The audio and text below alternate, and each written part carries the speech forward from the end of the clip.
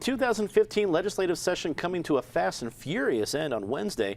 Let's take a look at what bills survived and what bills died in the flurry of activity during the final days of the session.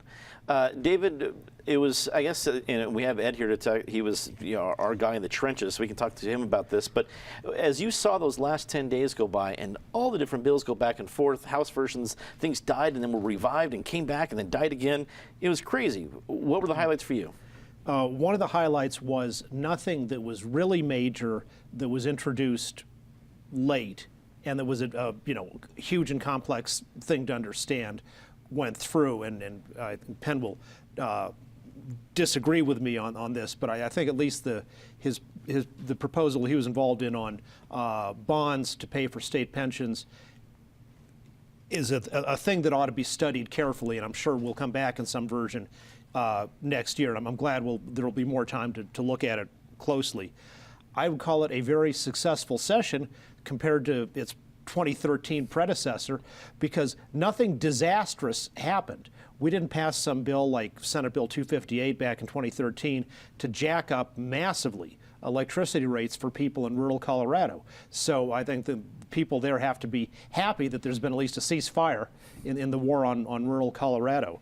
The education testing change bill, I think, was the legislature working really well. There were people on the right wing and on the left wing of the Colorado Education Association that might have just wanted to wipe out testing. I think the governor did a good job on leadership of saying, no, that goes too far. And what came out was something to pare back maybe some excessive testing, but not to get rid of it entirely, and they did the right thing.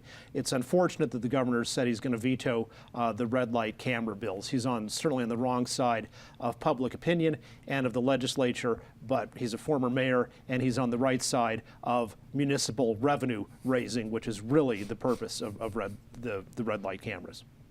And like we said before, you were a guy in the trenches watching your Twitter feed. It was like, watching, hearing Murrow during the Blitz. I was like, you're right there in the middle of it. You're there in the middle of the night. What were your highlights and impressions from the final days?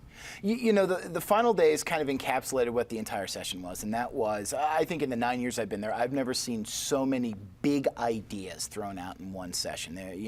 Just even from the business end, everything from trying to redo the state's housing market with a construction defects reform bill to on the other side, running through a homeless bill of rights to overrule Denver and Boulder and some of these camping bans and give people more rights in the business and business districts.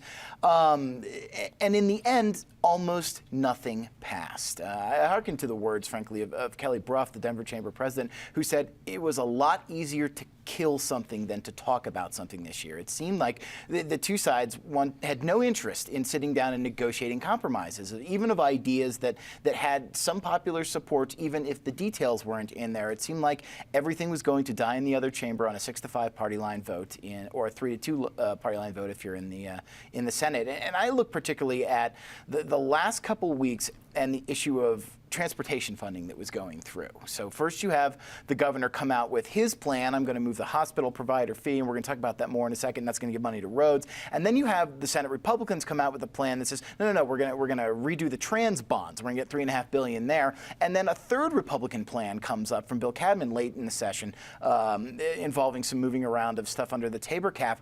And nobody ever sat down to say, okay, what's the best way we can get transportation funding?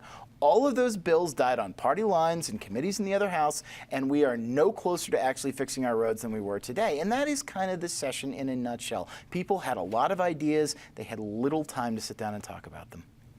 Penn, you're a former lawmaker. Did this feel at all familiar from what you experienced, or is this an entirely new animal? No, it feels familiar, and I would offer to people who say that things are much more partisan and contentious now than back in the good old days. You had to be there during the good old days. They weren't necessarily that good. Things were just as contentious and partisan then. A couple of observations. I hear people criticize this particular session about all these big ideas that came up late. That's not unusual. Usually a lot of big ideas come up late because you spend 110 days of the session trying to negotiate compromises and get buy-in and consensus before the bill drops on the desk of whichever chamber you started, because you don't want to start with a fight and then have to fight your way through the entire session. So many of the big ideas that failed because where people thought there were compromises and agreements, people got cold feet at the last minute when everybody's focusing, and people who had sort of tentatively said, I can support the concept. It's an easy dodge to say, well, gee, now that I've seen the actual bill, it's not quite like the concept we talked about, so I'll vote no. Because voting no is easy. Voting yes and being accountable for the consequences is the hard piece. So that's not real surprising. I think there were some good developments and some disappointing things. I think killing the anti-Gaylord bill was the right thing. I always worry when we run legislation to deal with a discrete specific issue and don't think about the longer term ramifications.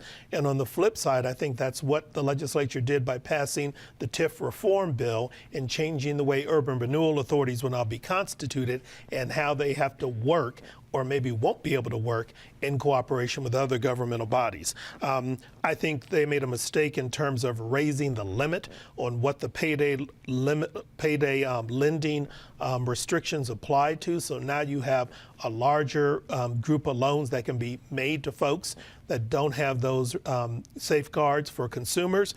But I also think killing the construction defects bill was the right thing to do because we still haven't come up with the formula that provides some relief for developers, but also ties to getting what we really need, which is affordable for purchase housing. So on balance, I think the session worked out.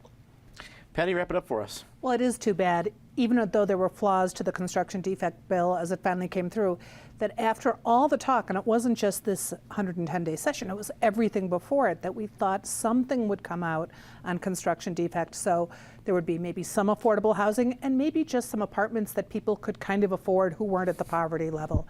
And that didn't happen is a shame, and we will see it going to the municipal level. We'll see it coming back at some point at the legislature.